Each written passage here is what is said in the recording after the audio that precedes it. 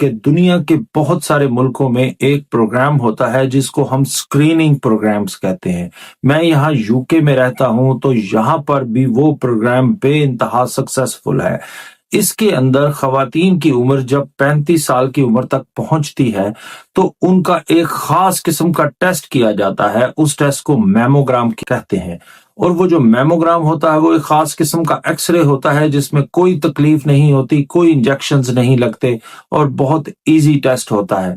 जब आप वो टेस्ट करवाते हैं तो उससे इसकी तशखीस इंतहाई अर्ली स्टेज पर बहुत इब्तदा में हो जाती है।